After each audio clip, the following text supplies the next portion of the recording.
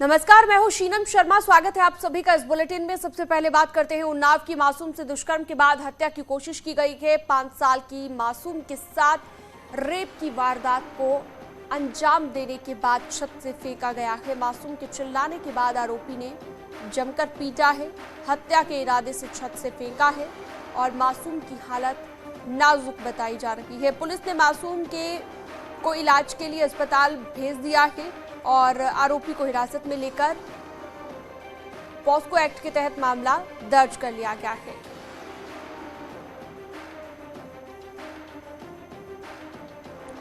तो बड़ी मामला हसनगंज थाना क्षेत्र का आया है। इसमें एफआईआर पंजीकृत कर लिया गया है और जो पीड़िता बालिका है उसका मेडिकल करा करके आगे की विधिक कार्रवाई की जा रही है। आरोपी को गिरफ्तार कर लिया गया है और उसके विरुद्ध कठोर कार्रवाई की जाएगी। तो देखिए, रेप के बाद मासूम को छत से फेंकने का ये मामला है। हालांकि आपकी जानकारी के लिए बता दें कि अब मासूम की हालत काफ़ी नाजुक है। मनोज गुप्ता फोन लाइन पर मौजूद है ज़्यादा जानकारी के साथ। माफ़ कीजिएगा, अनुज हमारे साथ जुड़े हैं। अनुज, बताइए क्या अपडेट है खबर को लेकर, मासूम की हालत कैसी है ये भी बताइएगा और पुलिस ने क्या कार्रवाई अब तक की है। जी बिल्कुल, आपको बता दें कि हसनगंज कोतवाली क्षेत्र का ये मामला है जिसमें कल देर शाम ये जो आरोपी था इसने मासूम को बहला फुसला कर अपने साथ ले गया। उसके साथ आरोप है कि रेप की वारदात को अंजाम दिया। इसके साथ ही उसके बाद मारपीट के बाद उसे छत पे फेंक कर हत्या करने का प्रयास किया, लेकिन मासूम बच गई, जिसको गंभीर हालत में परिजन अस्पताल ले गए। पुलिस ने शिकायत करी है। पुलिस ने फिलहाल मासूम को इलाज के लिए भेजा, जिला अस्पताल भेजा है। वहीं उसका मेडिकल भी कराया जा रहा है। वहीं पुलिस ने मुकदमा दर्ज करने के साथ ही आरोपी को गिरफ्तार कर लिया। पुलिस का कहना है कि आरोपी के खिलाफ सख्त से सख्त कार्रवाई की जाएगी। फिलहाल पुलिस ने रेप और पॉस्को एक्ट में मुकदमा दर्ज कर लिया है और सख्त कार्रवाई की बात कही जा रही है। ठीक है, बहुत शुक्रिया आपका अनुज गुप्ता इस तमाम जानकारी के लिए। वहीं रायबरेली में कार के अगले हिस्से में फंसी बाइक को कई किलोमीटर तक घसीटने का एक वीडियो वायरल हो रहा है। बताया जा रहा है कि बाइक में पेट्रोल भरवाने के बाद युवक पेट्रोल पंप के बाहर खड़ा होकर फोन पर बात कर रहा था। इतने में तेज रफ्तार कार ने बाइक समेत देशराज को टक्कर मार दी। टक्कर लगने से देशराज उछलकर खाई में गिर गया, जबकि बाइक कार के अगले हिस्से में जाकर फंस गई। उसी बीच पीछे से भीड़ का शोर सुनकर कार चालक ने स्पीड तेज कर दी और कई किलोमीटर तक घसीटा। कार के अगले हिस्से में फंसी बाइक से चिंगारी निकलती रही, लेकिन कार सवार ने भीड़ के डर से गाड़ी को रोका नहीं। वहीं घायल शख्स की हालत गंभीर बताई जा रही है। पुलिस आरोपी के खिलाफ कार्रवाई में जुटी है।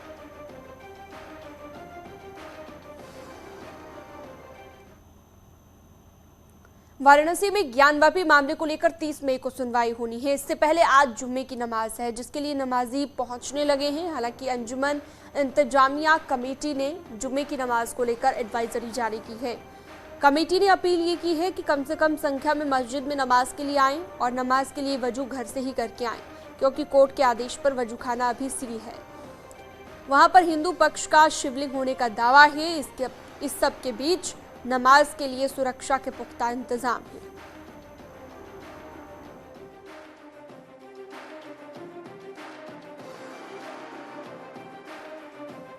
30 मई को मामले को लेकर सुनवाई होनी है, लेकिन इस सुनवाई से पहले आज जुम्मे की नमाज और सुरक्षा के पूरे इंतजाम किए गए हैं।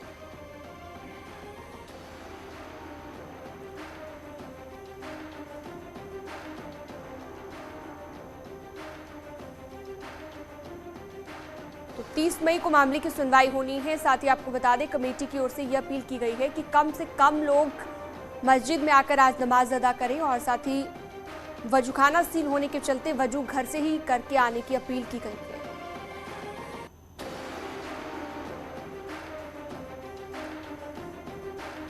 और इस पर ज्यादा जानकारी के लिए उपेंद्र मेरे सहयोगी जुड़ गए हैं हमारे साथ लाइव। उपेंद्र, जैसा कि आप बता रहे थे कि सुरक्षा के लिहाज से काफी इंतजाम यहाँ पर किए गए हैं और पहले भी इस तरह की अपील की गई थी कि आप वजू घर से ही करके आएं और वजूखाना सील होने के चलते ये कहा गया था कमेटी की ओर से। अभी फिलहाल किस तरह की तस्वीर आप दिखा पाएंगे दर्शकों को? बिल्कुल, देखिए मैं आपको तस्वीर दिखा रहा हूं कि यहाँ पर जो विश्वनाथ मंदिर का गेट नंबर 4 है वहां से काफी दूर तक मीडिया को रोक दिया गया है, उस तरफ भी रोक दिया गया है। इससे आम श्रद्धालुओं को जो है बेहद दिक्कत हो रही है। हालांकि ये गलियों में भी पुलिस की व्यवस्था कर रही है, लेकिन जो एक अपील की गई थी, पुलिस प्रशासन जो ये बात कह रहा था कि उसने अपील की है, उसका असर हुआ है, तो फिलहाल पुलिस प्रशासन की अपील का कोई असर खास नहीं दिख रहा है। यहाँ पर वैसी ही भीड़ हुई है नमाजियों की, जो क्योंकि पुलिस की कोशिश थी और पुलिस ये दावे कर रही थी कि जो अपील की है उसका असर होगा, लेकिन जब से ज्ञानवापी परिसर के सर्वे का मामला शुरू हुआ है, पुलिस की किसी भी अपील का असर नहीं हुआ है। तो ऐसे में फिलहाल जो है यहाँ पर बहुत दूर से ही अब रोक दिया गया है। मीडिया को जरूर रोका गया है, क्योंकि पुलिस को लगता है कि शायद मीडिया की कवरेज से या मीडिया को दूर करने से कुछ उनकी जो व्यवस्था है वो चाक चौबंद हो जाए। लेकिन फिलहाल यहाँ पर मीडिया को दूर करते हुए यहाँ पर बैरिकेड किया गया है और कोशिश की जा रही है कि किसी तरीके से भी जो भी नमाजी यहाँ पहुँच रहे हैं उनको दिक्कत ना हो। नमाजियों की मैं भीड़ आपको दिखा रहा हूँ लगातार यहाँ पर। अब आप देखिए तस्वीर, क्योंकि मीडिया को काफ़ी दूर रखा गया है ताकि वहाँ कैमरे वहाँ तक गेट तक नहीं दिखाया जा सकता है, तो इसलिए काफ़ी दूर से मैं कोशिश कर रहा हूँ। आप भीड़ के अंदाजे से आप समझ सकते हैं कि इसका भीड़ पिछली बार की ही तरीके, जो पिछली बार और उससे पहले जो ज्ञानवापी में भीड़ देखने को मिली, उसी तरीके से ये भीड़ देखने को मिल रही है। तो फिलहाल हम बात भी कर लेते हैं किस तरीके के इंतजामात हैं, क्योंकि यहाँ पर लगातार जो पुलिस के बड़े अफसर हैं वो गलियों में हैं। हम बात करने की कोशिश करते हैं किस तरीके से जो है यहाँ पर आप ये देख सकते हैं कि चूंकि बैरिकेड लगा देने से जो आम बनारस है उसको खासी दिक्कत हो रही है, और ये दिक्कत बनारस को हर बार होती है जब ज्ञानवापी परिसर में, क्योंकि बैरिकेड कर देती है पुलिस। सर, आप लोग बैरिकेड कर देते हैं, इससे जो आम बनारसियों को दिक्कत होती है ट्रैफिक की, उसको क्या करेंगे? कोई दिक्कत नहीं होती सबको। सर देखिए ट्रैफिक जाम सर चारों तरफ हो गया है, ये ऐसी वैकल्पिक व्यवस्था क्यों नहीं की जाती जिससे कि आम पब्लिक को दिक्कत ना हो? ज्यादा जाम आप ये लग रहा है? नहीं सर, एक दो लोगों के जाम से देखिए सर कितना जाम लग रहा है, आप ये देख सकते हैं कितना जितना जाम यहाँ पर जो है लग रहा है। पुलिस अब जो धक्के दे रही है मीडिया कर्मियों को, तो इस तरीके से यहाँ पर अव्यवस्था का आलम है। और पुलिस का जो विकल्प था, पुलिस का जो प्लान था, वो पूरी तरीके से यहाँ पर अभी फिलहाल ट्रैफिक व्यवस्था इतनी खराब हो गई है कि मैं आपको दूसरी तरफ से ही दिखाता हूँ। क्योंकि यहाँ बैरिकेड जब विश्वनाथ मंदिर के पास सड़क बन रही है और उसके ऑलरेडी एक तरफ का ट्रैफिक चल रहा है, तो ऐसे में जब दूसरी तरफ का ट्रैफिक रोक देंगे आप, तो बनारस में दिक्कत होती है आम व्यापारियों को, आम लोगों को जो दर्शन करने आते हैं उनको भी। तो फिलहाल ये तस्वीर है इस वक्त जो मैं आपको दिखा रहा हूं, चौक वाले रास्ते पर यहां पर बैरिकेड किया गया है और कोशिश की जा रही है कि जो नमाज की व्यवस्था है उसको शांतिपूर्ण तरीके से करा लिया जाए। क्योंकि हर बार की तरह इस बार भी अपील का असर नहीं हुआ है और बड़ी संख्या में यहाँ पर नमाजी नमाज करने के लिए दिक्कत होना लाजमी है। और जिस तरह से आपने तस्वीरें भी दिखाई कि वाराणसी वासी जो है वो आज दिक्कत का सामना कर रहे हैं इस पूरी व्यवस्था के चलते। आपका बहुत शुक्रिया तमाम जानकारी के लिए। अब बात लखनऊ की करते हैं। टीले वाली मस्जिद में प्रोग्राम रद्द कर दिया गया है। जुम्मे की नमाज में पहुंचने की पहले अपील की गई थी, अब हिंदू महासभा ने इसे लक्ष्मण टीला बताते हुए आंदोलन चलाने की बात कही थी, जिसके बाद अब हिंदू महासभा के अध्यक्ष की गिरफ्तारी के बाद प्रोग्राम रद्द कर दिया गया है।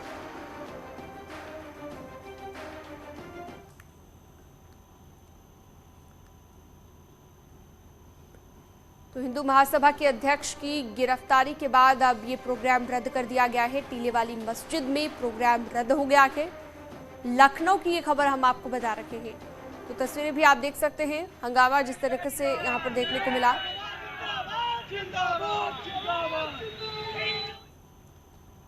और अब बात करते हैं मेरठ की। सोतीगंज के कुख्यात वाहन चोर अजहरुद्दीन पर बड़ी कार्रवाई की गई है। पुलिस ने करोड़ों की संपत्ति कुर्क की है। अजहरुद्दीन पर आधा दर्जन से ज्यादा मुकदमे दर्ज थे। शाकिर उर्फ दद्दू गैंग का ये सदस्य है अजहरुद्दीन। थाना ब्रह्मपुरी में दर्ज मुकदमे में ये बड़ी कार्रवाई की गई है। तो कुख्यात चोर की संपत्ति को कुर्क किया गया। रोल पश्चिमी उत्तर प्रदेश के सबसे कुख्यात बाजार सोतीगंज में आज बड़ी कार्रवाई को अंजाम दिया जा रहा है। आप देख सकते हैं भारी पुलिस फोर्स है और यहाँ पर कुर्की की कार्रवाई को अंजाम दिया जा रहा है। ये अजहरुद्दीन का मकान है। अजहरुद्दीन शाकिर उर्फ दद्दू गैंग से ताल्लुक रखता है और इस पर आधा दर्जन के करीब मुकदमे दर्ज है। यहाँ पर 2 आवासीय मकान और इसके अलावा कार और बाइक की कुर्की की जा रही है। करीब 1,24,00,000 की संपत्ति है जिसको कुर्क किया जा रहा है। सर ये बताएं किस तरह कितनी बड़ी संपत्ति है और कितना बड़ा ये शातिर है? ये शाकिर उर्फ दद्दू के साथ में इनका गिरोह है। 2/3 गैंगस्टर एक्ट के तहत कार्रवाई करी गई है और कई प्रॉपर्टी इन्होंने वाहन चोरी करवा के, उनका कटान करवा के, उनके पार्ट्स बेच के अर्जित करी है अवैध रूप से। उसकी आज कुर्की करी जा रही है। आम जो ये प्रॉपर्टी देख रहे हैं, इनके भाई के नाम पे है, मलिक आस मोहम्मद, वो भी इस गिरोह का हिस्सा हैं। इनकी और भी प्रॉपर्टी है जिनका आज कुर्की करी जाएगी। जरायम की दुनिया से कमाया गया पैसा पुलिस कुर्क करेगी? जी बिल्कुल। इसके अलावा किस तरह का मोडस ऑपरेंडी था? क्या वाहन चुराते थे, क्या सिंडिकेट चलाते थे, क्या करते थे? ये गिरोह में 6 सदस्य हैं। अजरुद्दीन उर्फ अर्जू हैं, पुत्र महबूब, इनके खुद पिताजी महबूब, इनके भाई शाकिब उर्फ गद्दू, और भी इसमें लोग हैं जो शामिल थे। इनका यही मोडस ऑपरेंडी था जो सोतीगंज में बाकी कबाड़ियों का था, वाहन चोरी करवाना, उनका कटान करवाना और उनके पार्ट्स की बिक्री करना। आप देख सकते हैं कि पुलिस ने अब तक 100 करोड़ से ज्यादा की संपत्ति कुर्क करी है सोतीगंज से जुड़े लोगों की। लेकिन आज भी एक बड़ी कार्रवाई है, क्योंकि ये अजहरुद्दीन कुख्यात था, अभी जेल में बंद है, लेकिन इसकी जरायम की दुनिया से कमाई गई 1 करोड़ 24 लाख की संपत्ति को आज पुलिस ने कुर्क कर लिया है। कैमरामैन शिव सुदन के साथ न्यूज़ 18 के लिए निखिल अग्रवाल, मेरठ। डिप्टी सीएम ब्रजेश पाठक ने पत्रकारों से बातचीत में कहा है कि बीजेपी विकास के एजेंडे पर काम कर रही है। यूपी का बजट प्रदेश में विकास लाएगा। वहीं ब्रजेश पाठक ने एसपी पर भी निशाना साधा है। बात करते हैं, बुरी तरह से डिरेल्ड है। अभी मात्र कुछ दिनों पहले चुनाव में उत्तर प्रदेश की जनमानस ने उन्हें हाशिए पर पटका है। उनके पास न कोई नीति है, न कोई एजेंडा है। सिर्फ एक परिवार को आगे बढ़ा करके गुंडे, माफिया, मवालियों की फौज इकट्ठा करके प्रदेश के अमन चैन को डिस्टर्ब करना उनका एजेंडा है और जनता ने नकार दिया है। कल जो बजट प्रस्तुत हुआ है वो प्रदेश के चतुर्मुखी विकास में किसानों को, माताओं बहनों को, नौजवानों को, व्यापारियों को, प्रदेश के इंफ्रास्ट्रक्चर को, और सबसे बड़ी बात ही स्वास्थ्य के क्षेत्र में अभूतपूर्व काम हुआ है। आप देखेंगे इस बजट के बाद उत्तर प्रदेश बहुत तेज़ी के साथ आगे बढ़ सकेगा। सबका साथ, सबका विकास, सबका विश्वास के तहत हम लोग काम कर रहे हैं और प्रदेश के आम जनमानस ने बजट को सराहा है। उत्तर प्रदेश के सबसे बड़े बजट में बजट को लेकर के अखिलेश यादव ने, कांग्रेस ने, सर आप जानते हो जो जिन विपक्ष की आप बात कर रहे हैं, पहले वो अपने गिरेबान में झांकें। जब जब उत्तर प्रदेश में उन्हें काम करने का अवसर प्रदेश के जनता ने दिया है, उन्होंने सफाई में बार बालाओं का डांस कराया है, दूसरे लोगों ने अपने परिवार को आगे बढ़ाया है, बड़े बड़े प्रोजेक्ट हासिल किए हैं। जबकि उत्तर प्रदेश में माननीय मुख्यमंत्री योगी आदित्यनाथ जी के नेतृत्व में आम जनता को महसूस हो रहा है कि उसकी अपनी सरकार है जो उनको सत्ता में भागीदारी दे रही है और उनके सुख दुख में खड़ी है। आज गरीबों को पक्का मकान मिल रहा है, आज शुद्ध पेयजल घर में नल से जल मिल रहा है, बिजली एलईडी बल्ब जो बड़े बड़े मकानों में, कोठियों में जलता था, आज सभी गरीबों के मकान में जल रहा है। उज्ज्वला गैस योजना की कोई चर्चा नहीं करेगा। माननीय मुख्यमंत्री जी ने अपने बजट से, यूपी गवर्नमेंट ने अपने बजट से उन परिवारों को गैस सिलेंडर निःशुल्क देने का काम किया है। 5 लाख तक का निःशुल्क इलाज हम दे रहे हैं। अपने कर्मचारी भाइयों को कैशलेस इलाज का इंतजाम हमने किया है।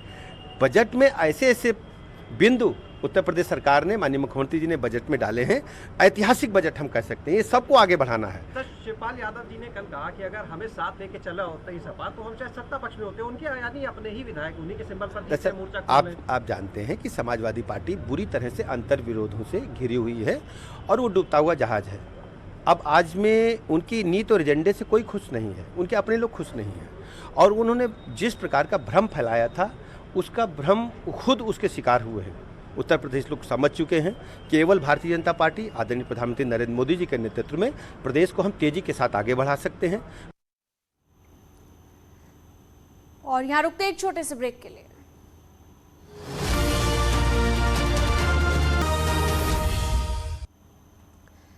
स्वागत है ब्रेक के बाद आपका। निषाद पार्टी के अध्यक्ष संजय निषाद ने समाजवादी पार्टी पर बड़ा आरोप लगाया है। संजय निषाद ने कहा कि 7 जून 2015 को समाजवादी पार्टी सरकार में उन पर गोली चलाई गई। गोली लगने से मेरा भाई मारा गया। मुझ पर 302 केस में मुझे जेल डाल दिया गया। मेरे कार्यकर्ताओं पर गोली चलाई गई। संजय निषाद ने कसरवल गोलीकांड की जांच करवाने और दोषियों को सजा दिलाने की मांग की। निषाद पार्टी के राष्ट्रीय अध्यक्ष डॉक्टर संजय निषाद जी हैं। सर, कल जिस तरीके से सदन में आपने अपनी बात रखी, भावुक भी हुए आप, क्या पूरा वो मामला है? ये मेरे समाज का जो भावुकता, मेरे समाज का और दिल की बात जुबान पर आ जाती है। और जब दर्द किसी का होता है तो दर्द एक सुनता है, एक लिखता है और एक खुद सहता है। और जो सहा होगा उसे आप सोच सकते हैं कि क्या बयां किया जा सकता है। हमारी बात तो छोड़ दो कि हम लोग तो पढ़े लिखे हैं, हम अध्यक्ष थे, लेकिन अपनी आवाज़ को जो हम सड़क से सदन तक पहुंचाने के लिए जो माध्यम था, 1 महीने राजस्थान में गुर्जर आंदोलन चल रहा था, 1 महीने में पटरी उखाड़ दिया, एक डंडे भी नहीं चले थे। और मेरा समाज क्या इस देश को आज़ाद भी कराया हो, संविधान भी बनाया हो, उनके हक पर डाके डाले जाता हूँ, 30 साल से सरकार बनाया हो, सपा बसपा कांग्रेस की 70 साल से सरकार बनाए, इनकी 30 साल से इनके गद्दी पर 4 बार मुख्यमंत्री बनाया हो, और एक गुमराह करते रहे अपने दिमाग को, ये कहते रहे केंद्र से होगा। जब इन्होंने खुद कह दिया केंद्र से होगा, तो केंद्र में हम आवाज़ उठा रहे थे, और रेल ट्रैक जो है, रेल ट्रैक केंद्र की होती है, तो उसमें राज्य सरकार के पुलिस की गोली मारने की क्या 1 घंटे के अंदर गोली चलाया था। हम लोग आराम से बैठे थे, वो आंदोलन हमारे लोग कर रहे थे, मैं वहाँ गया था, और वहाँ से हम ख़त्म हो गया था। लेकिन इनके बदमाश अधिकारियों ने ये इतने नहीं, गोली भी मारा, मेरे भाई को पॉलीथीन में घिराते हुए ले गए। अगर उसे हम लोग तलाशते रहे, अगर अस्पताल ले गया होता तो उसके भाई का जान भी बचाया जा सकता है। इतना क्रूरता हत्यारी सरकार तो कभी देखा नहीं है, क्योंकि हम लोग खोजते रहे, तड़फा के हमारे लोगों ने मार दिया, उन्होंने मार दिया। तो मेरा समाज भी अब गुस्से में आ गया कि इन पार्टियों को, इन सरकारों को, इन नेताओं को, ऐसे लोगों को जो इस देश में इस तरीके की क्रूरता करते, उन्हें तड़फा के हम लोग ख़त्म कर दें। यही नहीं, इतनी क्रूरता थी कि हमारे लोगों को महीनों दिन खाने के लिए चूल तोड़ दिया, जाकर औरतों के साथ तंगानाथ पिटाई करते थे, बच्चों को मार दिया पुलिस वालों ने, कान बहरे हो गए हैं। वो सदन हमारा मामला अभी जांच का विषय है, तो कि इतना क्रूरता है कि इन्होंने कुछ नहीं किया। और हम लोग लिखते रहे, 156(3) में मैं गया तो सरकार कोर्ट ने, मैं माननीय कोर्ट का मैं धन्यवाद दूंगा कि उन्होंने एक्सेप्ट किया कि एक गोली लगी, एक लड़के को अपने हाथ से निकाला गोली और जमा किया मैंने, और उसने 156(3) में आया कि नहीं पुलिस की गोली है, पोस्टमार्टम रिपोर्ट का अलग अलग रिपोर्ट है। तो ऐसे में तो मैं दिल की बात क्या बताऊं कि कितना दर्द हुआ कि हमें 37 मेरे साथियों को बंद किया गया। शरीर में कोई जगह नहीं था, इतनी पिटाई किया था, जैसे लगता है कि अंग्रेज भी उतनी क्रूरता नहीं किए होंगे। मैं जेल में जब गया उनसे 7 महीने तो मैं जंगलों में था, किस तरीके से इन्होंने, कोई पुलिस ऐसा नहीं होगा जिसके पॉकेट में मेरा फोटो न रहा हो कि कहीं जिंदा मुर्दा लेके आओ। क्या ये समाज को हिस्सा दिलाने के लिए यही काम है, मेरा वोट देने, मेरे समाज के लोगों ने 4 बार इनको मुख्यमंत्री बनाया था, समाजवादी पार्टी को, क्या यही हक था? इतने कहना था कि हमें गुमराह नहीं किया जाए। मेरा मामला इंक्लूजन का नहीं है, मेरा मामला एक्सप्लेनेशन का है, हमारा मामला शामिल करने का नहीं है, मेरा मामला लागू करने का है, प्रमाण पत्र जारी करने का है। जैसे लेदरमैन के सारी जातियों को हो रहा, वाशरमैन के हो रहा, तो फिशरमैन का भी होना चाहिए जब लिखा हुआ संविधान में। तो आप क्यों गुमराह कर रहे हो? क्राफ्टमैन का है, तो इतने कहना, इतना हुआ कि क्या बताया जा सकता है, उसको बयान नहीं किया जा सकता है। निश्चित रूप से मैं सदन मैं मुख्यमंत्री योगी आदित्यनाथ को धन्यवाद दूंगा, और कि उन्होंने हमारी आवाज़ को हमसे पहले से उठाते रहे, हमको तो पता भी नहीं था। वो कई बार सदन में उठाया हो, ये हमारे नहीं, मुक्ति जातियों का भी, जो मुक्त हुए काले कानून से, फिर उनसे मैंने सीखा। जब जेल में बंद था, तन्हाई में रखा गया था, तन्हाई उसे मिलती है जो बहुत, मामले में आपको जेल में भेजा गया और तन्हाई उसे फर्जी 302 का मुकदमा लगाया, मेरे 6 साथी में कुछ बच्चों को फर्जी कट्टे दिखाए गए। क्या चलता नंगा नाच इनकी सरकारों में, सपा बसपा के, कांग्रेस के, कि रात भर अधिकारी जाकर, आपको क्यों जेल भेज दिया गया, किस वजह से भेजा गया? इन लोगों ने फर्जी लगाया कि इन्होंने ललकारा, इन्होंने अपने लोगों को लाया और फर्जी कट्टे से मार दिया। बताओ, हमारे लोग कट्टा रखते, सीधे साधा हमारा समाज है, हमारा आदमी अपने लोग, हमारे लोग अपने लोगों को थोड़ी हत्या करेंगे। इस तरीके का 302 मुलजिम बना दिया, उसके बाद उनकी जमानतें कराई, मैं जेल गया। जब जेल गया तो देखा कि शरीर के अंदर कोई एक अंग बाकी नहीं था, इतनी पिटाई, इतने मोटे चमड़े हो गए थे। और आज के दिन में हमें तन्हाई में रखा गया। तन्हाई उसे मिलती है जो देश का सबसे खूंखार अपराधी होता है, और तन्हाई में मेरे 1 महीने रखा गया। मैं धन्यवाद दूंगा योगी आदित्यनाथ जी को कि जो जेलों में हमें मारने का प्रयास किया गया था, तन्हाई में रखने का मतलब अलग रहेगा, जो कुछ किया जाए कर दिया जाएगा। तो मेरे परिवार, मेरे पार्टी के लोग माननीय योगी आदित्यनाथ से मिले, तो निश्चित रूप से उसमें उन्होंने मदद की। राजनीतिकरण हुआ, जमानत हो गई। जमानत के लिए भी हमारे 37 लोगों को हाई कोर्ट जाना पड़ा। और यहाँ रुकते एक छोटे से